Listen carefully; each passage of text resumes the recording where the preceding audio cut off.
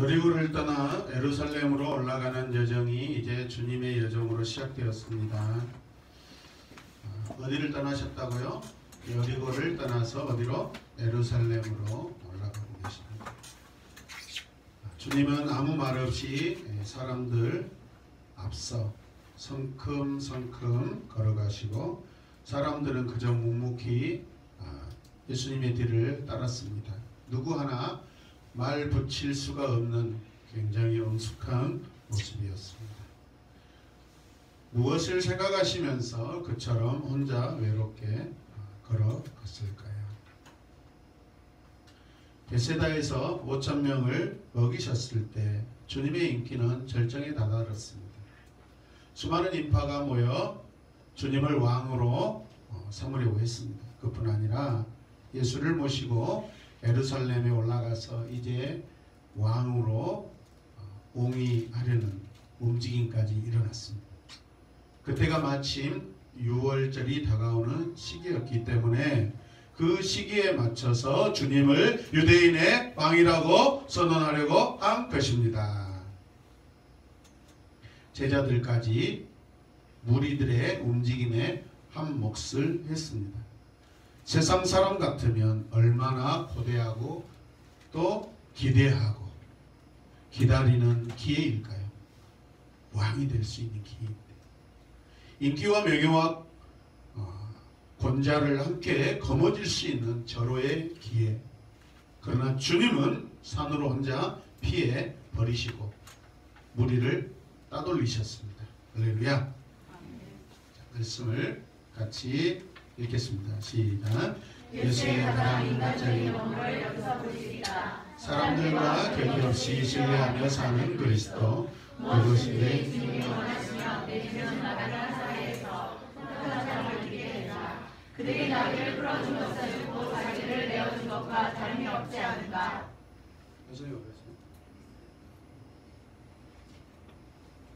저희 관심은 해석이뿐입니다.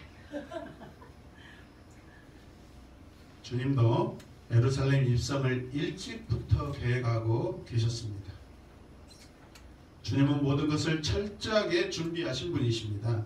어떻게 입성하고 어떻게 고난을 받을 것인가, 그들이 어떻게 주님을 때리고 침뱉고 욕하고 조롱할 때 주님이 어떻게 대응할 것인가, 주님은 다 준비하고 계획하셨습니다. 할렐루야. 주님은 받으실 고난을 다 알고 계셨습니다. 그것은 제자들이나 보통 사람들이 생각했던 것과는 너무나 거리가 먼 계획이었습니다.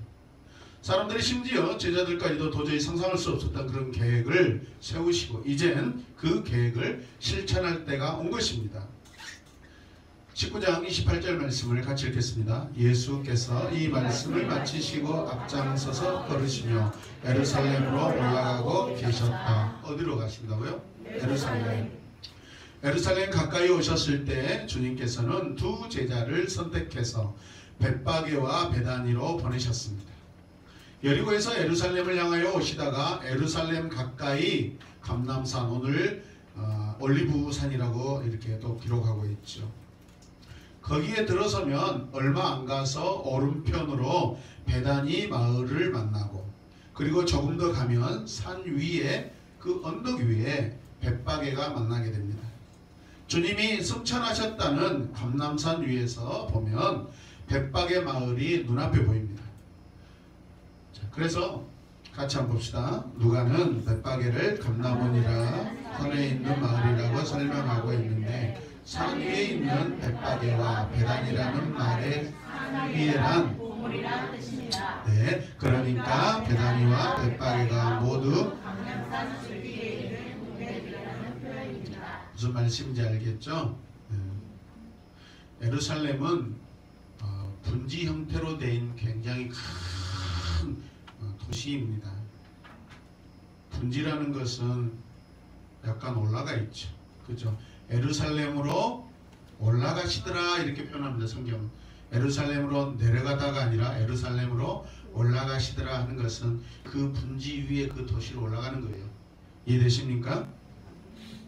그 올라가는 중간중간에 이렇게 감람산 산 모퉁이 산 줄기들이 있다는 것이에요. 자, 그리고 베다니는 벳바게와 맞이하고 있는 마을이에요. 자, 오늘 말씀 29절 30절 말씀을 같이 읽읍시다. 예수께서 올리브 산이라 불리는 산에 있는 벳바게와 제자 두 사람을 보내시며 말씀하셨다. 맞은편 마을로 가거라. 거기에 들어가서 보면 아직 아무도 타본 적이 없는 새끼 나귀 한 마리가 되어 있을 것이다.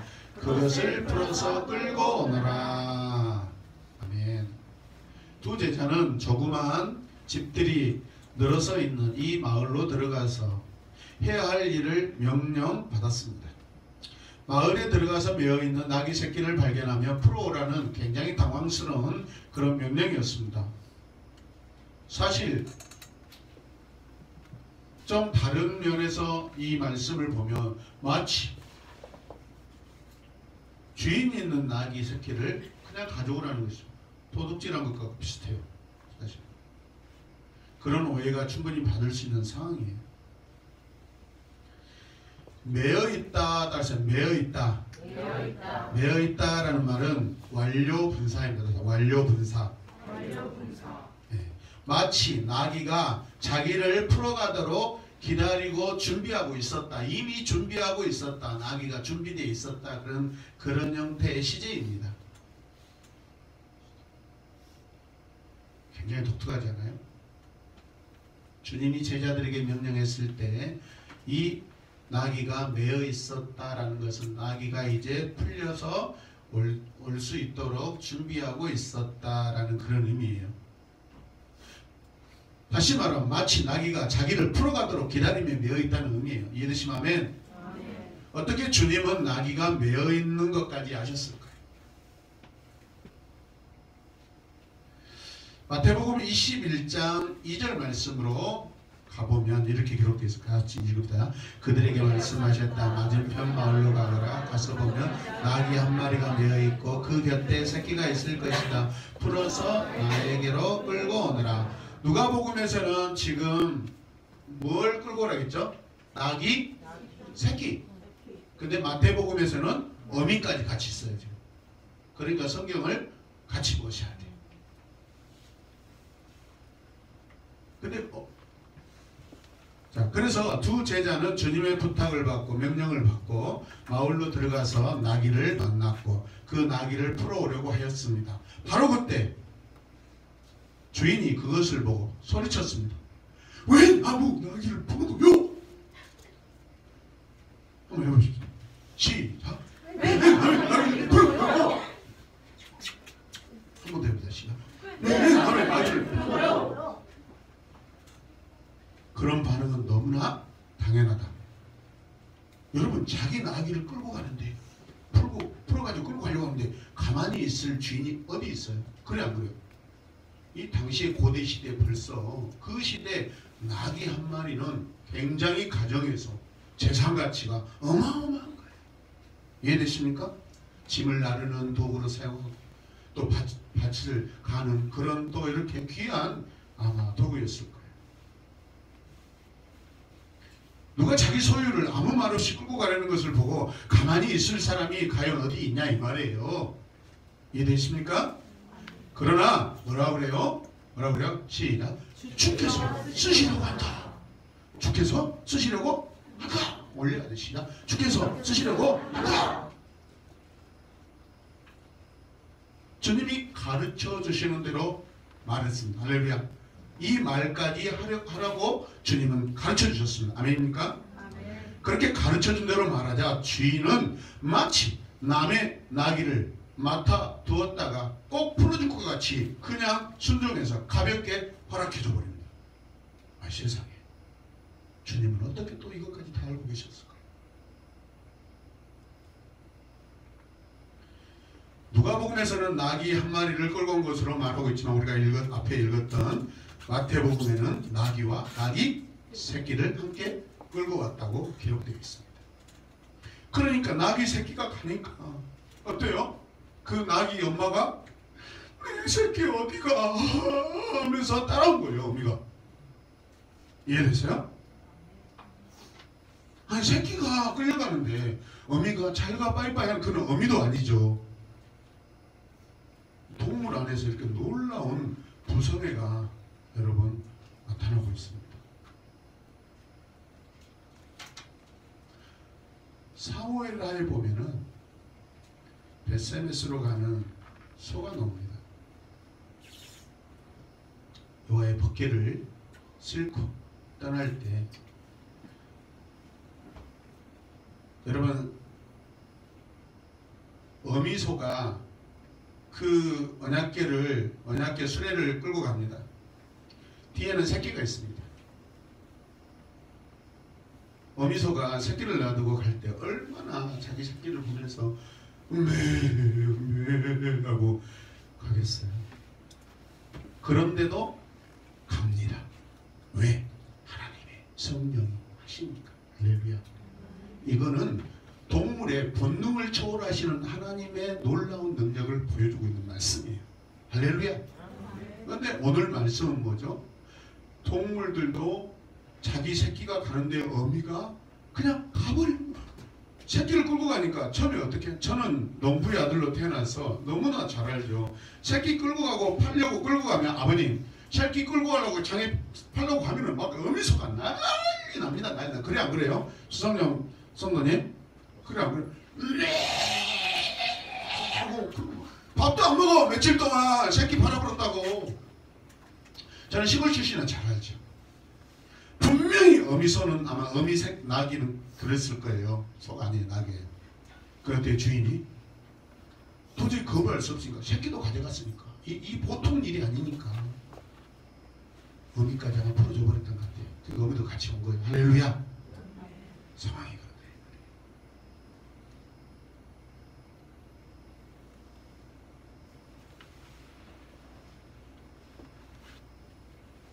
저희는 그처럼 어미와 새끼를 모두 내준 것이에요.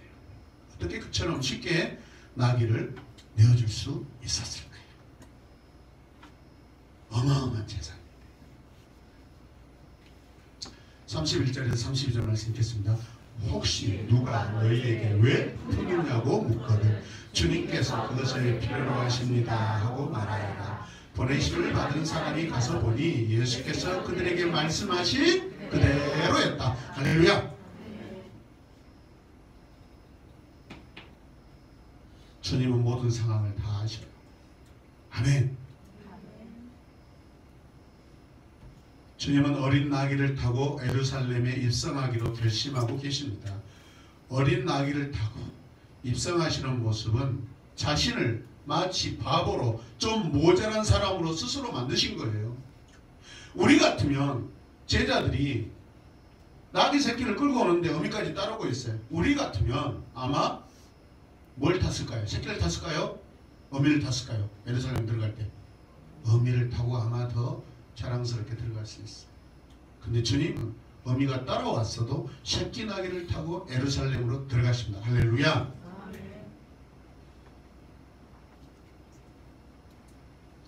주님 스스로가 참 바보스럽게 어리석게 좀 모자란 모습으로 보여주시고 계셔요. 그 모습이 6월절을 지키기 위해서 올라온 수많은 사람들 앞에서 이 광경이 보여주고 있는 것입니다. 솔로몬 시대 이후로 나귀는 어떤 왕도 타지 않았다고 해요. 나귀는 말보다 훨씬 못한 짐승으로 유대 지역에 알려져 있는 동물입니다. 그런데 주님은 일부러 나귀를, 그것도 어린 나귀를 타고 입성하십니다. 자, 33절 34절 읽겠습니다. 시작. 그들이 나귀 새끼를 푸는데 그 주인들이 그들에게 말하였다. 그 새끼 나귀를 왜 푸는 거요? 그들이 대답하였다. 주님께서 그것을 필요로 하십니다. 주인들이라고 보니까 아마 남편과 아내가 같이 있었던 것 같아요. 솔로몬 시대 이후로 본래 구약 시대에는 이 나귀를 타는 것은 왕들이 하는 것입니다. 나귀를 타고 어떤 큰 성에 입성하는 것은 왕으로 입성하는 그러한 의식이에요. 근데 솔로몬 시대 이후에는 안 했다는 거예요. 이 말씀을 준비하면서 제가 한 2년 전인가 케이블 TV에서 다윗 왕이라는 영화를 잠깐 봤어요. 되게 초라해요. 막 굉장히 초라합니다. 스케일이 작아요. 근데 그때 주인공이 누구냐면 리처드 기어라고 굉장히 저처럼 코가 있고 우뚝하고 눈도 부리부리하게 잘생기고 막 나이가 아직 젊어서 그런가 저처럼 배는 아직 나오든 안 했더라고요.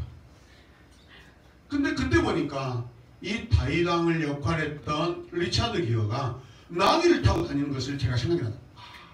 다윗 시대에는 왕이 나귀를 탄 게 맞구나. 할렐루야. 맞더라고. 그 영화도 정확하게 역사적 근거에서 그렇게 나귀를 태웠어요. 말을 안 탔어요. 이해되십니까? 한번 쳐보세요. 리처드 기어 주연 다윗 왕이라 쳐보세요. 나온다고. 성경 영화이기 때문에 함부로 이렇게 그런 것들을 정확하게 역사적인 사료에 맞추어서 그걸 한다고요. 아멘. 전혀 왜 그런 것을 모르셨겠어요? 아시죠? 주님의 행동으로 말씀하시기를 원하셨습니다. 이것을 예언적 행위라고 다시 예언적 행위. 그리고 예언적 성취, 예언의 성취 그렇게 우리는 이야기하죠. 네. 구약의 예언자들은 행동으로 말하는 자들이었습니다. 구약의 예언자들, 선지자들. 아주 중요한 예언을 할 때에는 행동으로 하였습니다.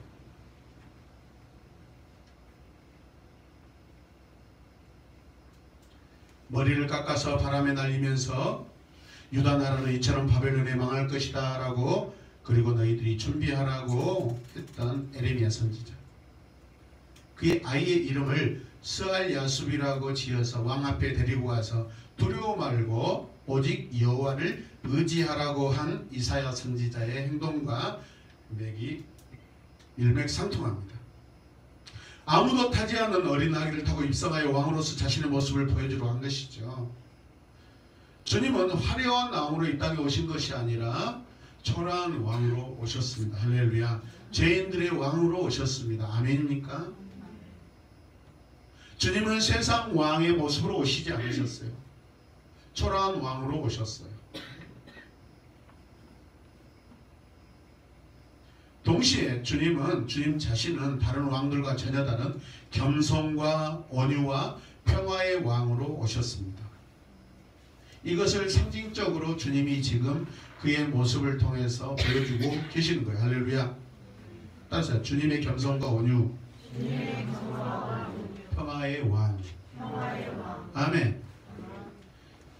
그래서 말이 전쟁의 상징이라면 나귀는 평화의 상징이다. 나귀는 자기를 낮추는 겸손과 온유를 상징하는 거예요. 그러니까 주님은 화려한 세상 왕의 모습이 아니라 우리에게 정말로 진짜 온유하고 겸손한 그 왕의 모습으로 오신 거예요. 아멘입니까? 베다니에서 두 제자들이 주님의 말씀대로 나귀를 끌고 오는 모습에서 우리는 주님의 소박하고 순수한 인격을 볼 수 있어야 합니다. 반면에 아주 순박한 시골 사람들의 순수한 정도 느낄 수 있어야 합니다. 아멘. 어떻게 주님이 쓰시겠다고 한 이 말 한마디로 자기 가정 재산 목록 가장 중요한 이 나귀, 어미와 새끼까지 순수하게 내어줄 수 있다는 이야기입니까? 주님이 하시기 때문에 가능한 거예요. 아멘. 주님이 그들의 마음을 주관하고 계세요. 할렐루야. 성령이 먼저 가셔서 그들의 마음을 주관하고 계십니다. 할렐루야.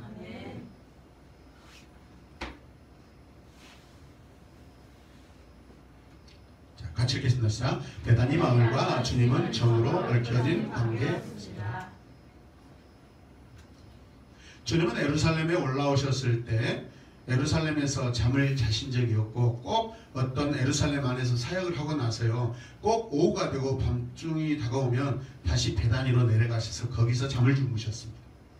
예루살렘에서 주무시지 않아요. 어떤 의미일까요? 주님은 그 화려한 예루살렘을 좋아하지 않으셔요. 그리고 그 주님은 예언의 말씀을 하셨죠. 이 성은 장차 허물어지고 망할 것이다. 그러나 내가 3일 만에 다시 일으켜 세울 것이다. 주님은 예루살렘 화려한 동네 그 성에 마음이 없으셔요. 이해되십니까? 죄인들이 살고 있는 베다니 갈릴리에 오직 마음이 있으셔요. 아멘. 오늘 크게 뜨고 그 마을 사람들과 같이 잠을 자고 그 마을 사람들과 같이 식사를 나누며 말씀을 나누셨습니다. 그 중에 이제 결정적인 사건, 요한복음에 나오는 마리아와 마르다 가정에 항상 방문하십니다. 내 친구 누구죠? 오빠 응? 나사로. 내 친구 나사로가 죽었도다 그러시잖아요. 그러니까 주님이 예루살렘에 오셔서 막 어떤 사역을 하시다가 다시 베다니 내려가 누구 집에 자요? 나사로 집에. 근데 그 집에 오빠가 죽어버려요. 그러니까 마리아와 마르다하고 예수님 굉장히 친분이 깊은 관계입니다. 이해되시면 아멘.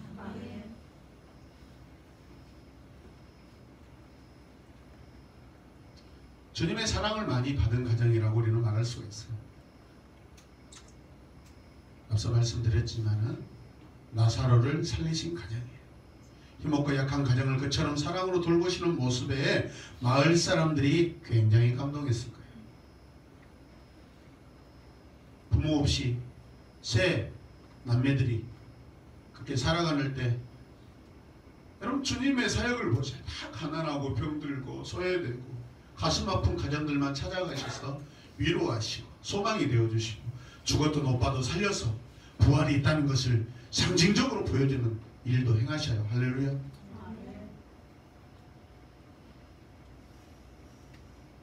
무릇 죽어도 살겠고 살아서 나를 믿는 자는 영원히 살리라. 할렐루야. 주 예수를 믿으면 우리는 영원히 살고 죽지 않습니다. 할렐루야. 영원한 하나님 나라가 우리는 유업으로 받게 됩니다. 아멘. 주 예수 그리스도를 여러분 마음으로 영접하시고 믿으시길 바랍니다. 아멘. 하나님의 나라가 여러분의 것입니다. 아멘. 이처럼 시간이 흐르면서 이 베단이나 벳박의 마을 사람들은 스스럼 없이 예수와 깊은 친분관계를 이루게 되었을 것입니다. 예수님이 예루살렘 갔다가 오실 때 주님 잘 다녀오셨어요? 선생님 잘 다녀오셨어요? 아마 동네 사람들이 마주할 때마다 그렇게 친분하게 이야기했을 것입니다. 세월이 지나면 지날수록 그 마을 사람들은 주님의 인격과 그 인자하심에 끌렸을 것입니다. 이런 말이 있어요. 따라서 분자는 분자를 알아본다. 네, 이런 말처럼 순박한 사람들은 순박한 사람들의 마음을 서로 알아보는 거예요. 가난한 사람들은 가난한 사람들과 마음이 통해요. 슬픈 사람들은 슬픈 사람과 마음이 통해요. 할렐루야. 어제 병원에 중환자실 앞에서 그 아버님을 붙들고 제가 간절히 부탁했어요.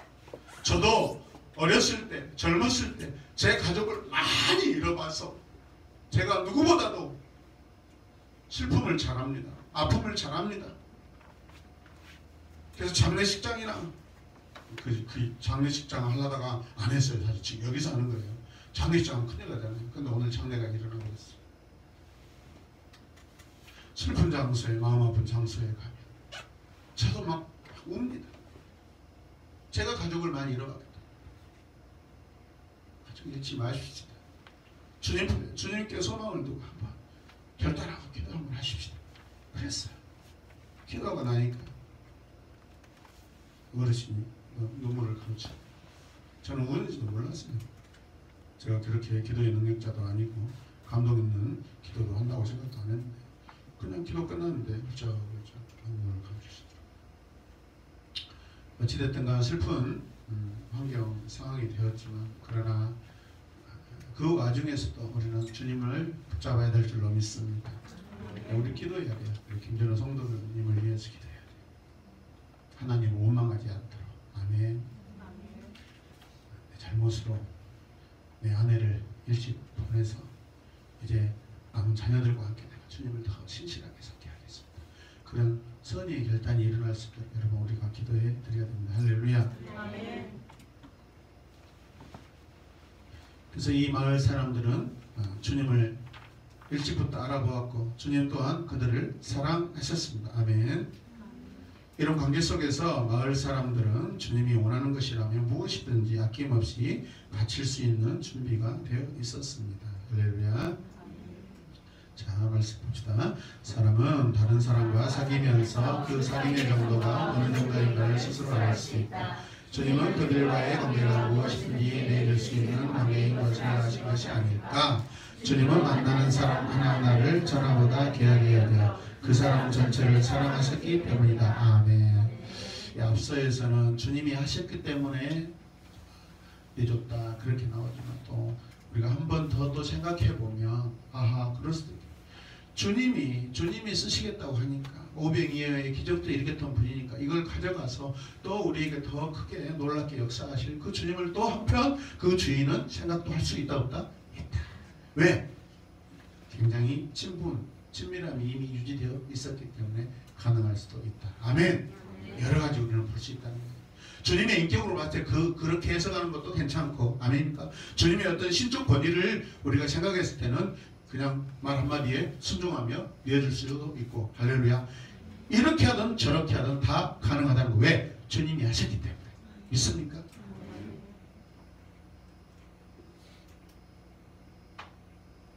영희 집사님, 제가 돈이 갑자기 한 2천만 원 필요해요. 어떻게 좀 한 일주일 안에 좀 그 돈 좀 어떻게 좀 만들어 보시죠. 좋겠습니다. 아니, 흔들리시는데? 천영환 집사님, 저분은 돈을 많이 벌니까 한 달 안에 한 5천만 원만 좀 용돈 좀 해주십시오. 되겠습니까? 네. 성명이 생각하면 안 돼. 2천만 원 받고 성명이한테 4천만 원 내가 줄 테니까. 당장에 우리는 인간적으로 흔들리잖아요. 솔직히. 자, 이 말씀 준비하면서 제가 우리 조강대 집사님한테 조강 집사님도 어렵게 사시지만 가격을 낮출게 500만 원만 일주일 하는 시간은 빨라졌어요. 500만 원만 한번 준비해갖고 해줄 수 있겠습니까?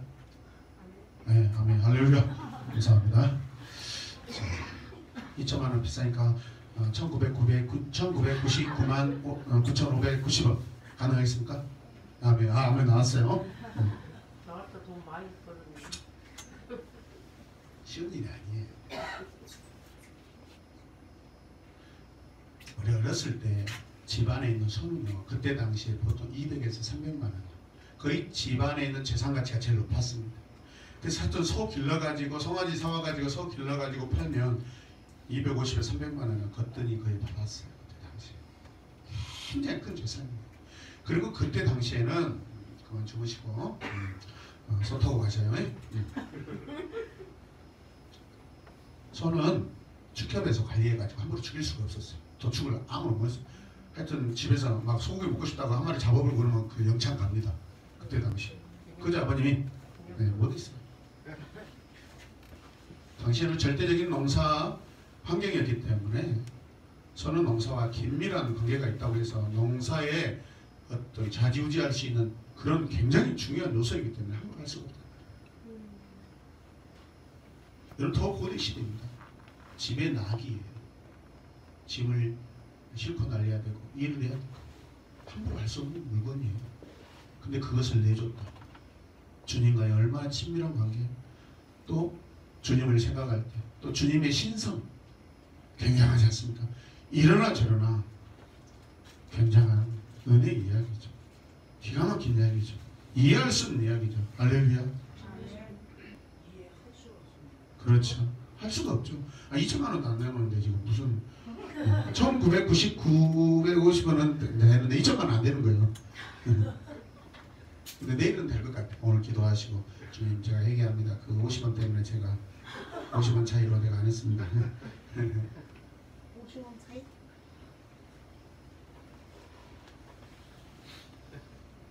여러분 우리 중에 우리 공동체에서 누가 어려움을 당했을 때 그 가정에 정말 필요하다 했을 때 큰 돈, 목돈이 필요하다 했을 때 가감 없이 해줄 수 있는 그런 입장이냐 이 말이에요.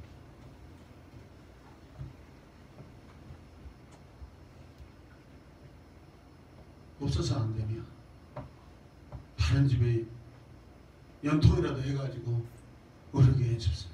내가 아시는 분이 큰 어려움 당했는데 그분은 신용이 좋기 때문에 아마 급히 한 달 안에 이게 필요한데 아마 해주실 거예요. 좀 해주십시오. 적어도 우리가 있는 것도 내드려야 되지만 없다면 그 정도 할 수 있는 그런 우리가 신의가 있어야 돼. 할렐루야. 주님을 믿는 자로서 우리가 그 정도 못하면 되겠습니까? 주님은 이런 베다니와 벳박의 사람들의 가난한 사람들, 그 사람들의 모습을 생각하면서 어쩌면 요한복음 5장, 6장, 7장 팔복 말씀에서 가난한 자는 복이 있나니 천국이 저희 것이다 라고 말씀하셨죠. 심령이 가난한 것을 말씀하시지만 사실은 그들의 삶의 안에서 그 가난도 충분히 주님은 공감하시고 보셨으리라고 믿습니다. 할렐루야. 주님은 우리의 약함도 아시고 가난함도 아시고 할렐루야. 우리의 성적 연약함도 아시고 아멘이죠.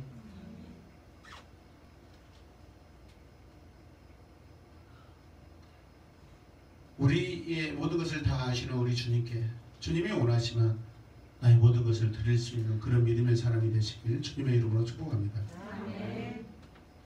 여러분 이런 사람들이 이름 없이 봉사한 것이 주님의 마지막 외로운 십자가 길에 그들이 따라갑니다. 군종들이 접근하지 못하게 했을 때 여러분 패션 오브 크라이스트 영화를 보셔요. 막 그 길로 가지 못했을 때 어떻게 하죠? 그 옆에 골목길로 막 앞길로 가가지고 막 다리 위에서 쳐다보다가 또 주님이 지나가시면 또 다른 길로 가가지고 또 미리 가서 쳐다보고 울고.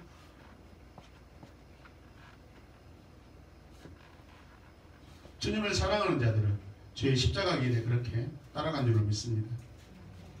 마가복음의 베다니 마을에서 한 여인이 베다니 마을이에요. 오늘 본문 말씀의 배경이죠. 한 여인이 주님의 발에 향유를 부은 사건을 기록하고 있습니다.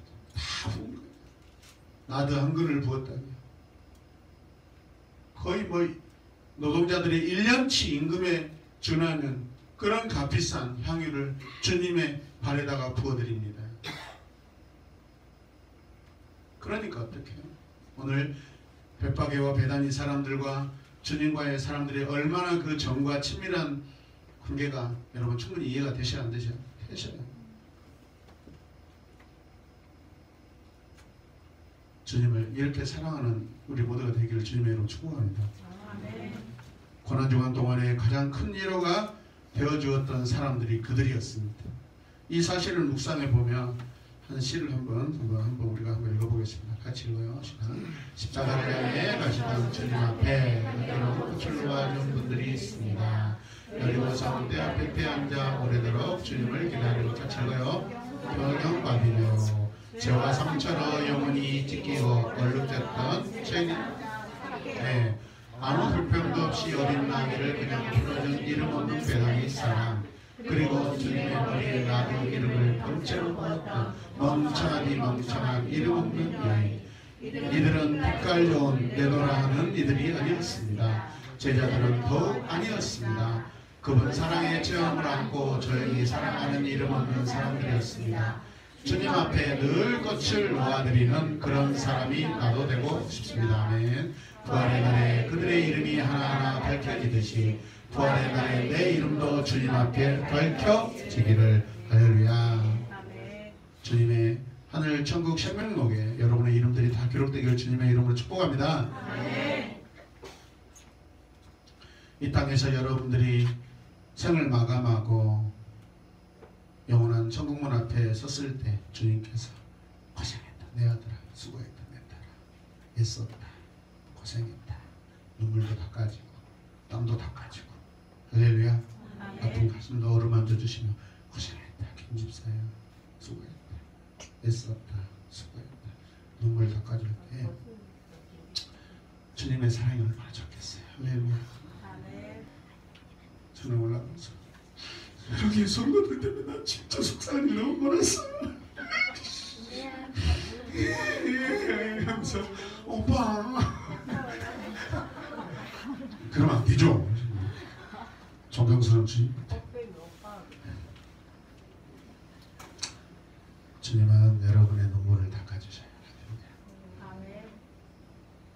뭐가 아까워요? 뭐가 아까워요? 그렇다고 여러분의 재산을 돈으로 바꿔서 헌금하는 소리 아니에요. 여러분의 마음을 주님께 드리십시오. 여러분의 마음을 주님께 드리십시오. 여러분의 마음을 드리는 것이 다 드리는 것이고 전부를 드리는 것입니다. 아멘.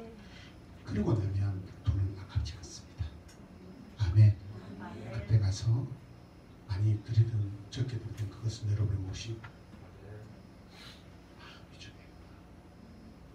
무릇 지킬 만한 것 중에 내 마음을 지키라. 할렐루야. 자, 이렇게 선포합시다. 또 나와 이과의 관계는 어떤가? 얼마나 많은 사람들이 내가 필요한 것이라면 선뜻 내놓을 수 있겠는가? 그것은 남의 문제가 아니라 바로 나 자신의 문제다. 누구의 문제요? 나 자신의 문제. 현대인들은 너무나 영특하고 무서울 정도죠. 아이들까지도 얼마나 영특해졌는지 모릅니다. 옛날에는 아이들끼리 싸움만 하면 맞은 아이가 자기 부모에게 가서 일렀습니다. 그러나 지금은 때린 아이의 부모에게 찾아가서 당신의 아이가 나를 때렸다고 이르는 세대가 되었어요. 그리고 맞고 와서 엄마 이제 걔 경찰서에 고소하면 되겠지? 그런 세대가 되었어요. 교인들도 자기 마음에 맞지 않으면 언제든지 교회를 떠나는 게 현대 교회, 현대 성도들의 그런 생태입니다. 생각하면 문화가 문명이 발달하면 발달할수록 잘 살면 잘 살수록 어쩌면 하나님과 점점 더 멀어져 가고 있는지 우리 자신을 살펴보아야 하겠습니다.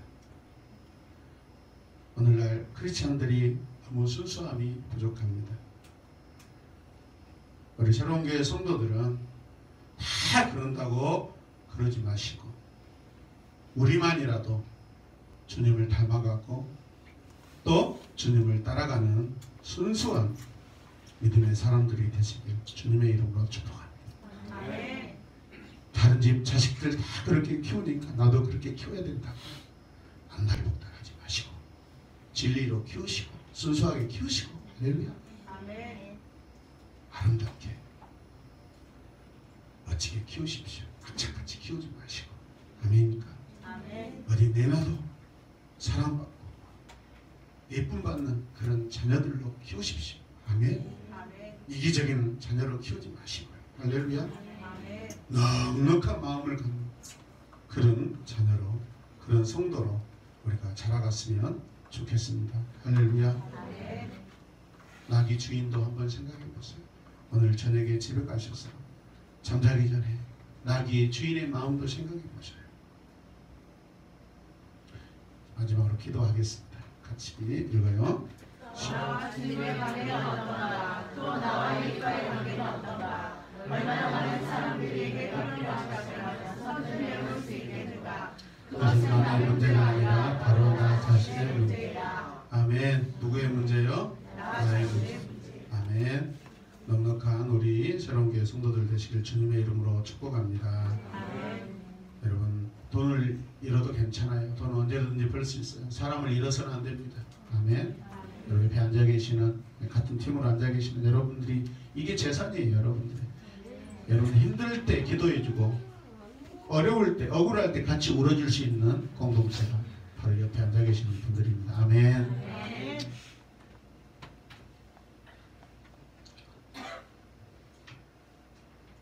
어제 그 자녀들은 여러분들이 힘들고 어려웠을 때 제 삶을 책임지지 못할 어려움이 있을 때 그분들은 제 삶을 책임지려고 굉장히 노력했던 사람들이에요. 본인교회에다가 11조 하지 않고 걸잔치 연구비 받으면 다 저에게 11조 해줬어요. 우리 교회 굉장히 저는 은혜 받은 분들이에요. 제가 그래서 어려울 때 제가 찾아간 거예요. 할렐루야. 어제 우리 가면서 그런 말씀을 나누었어요. 이영종 집사님하고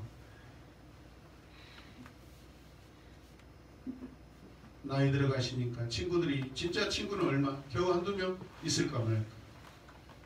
그나마 있었던 친구들 술 친구였는데 예수 그리스도를 믿으시니까 불가능했다. 진짜 친구 한두 명에 불가능한 거예요. 그래도 있는 게 얼마나 감사해요. 존경스럽습니다. 아멘. 저는 세상 친구들, 제 친구들 다 사라져 버렸어요.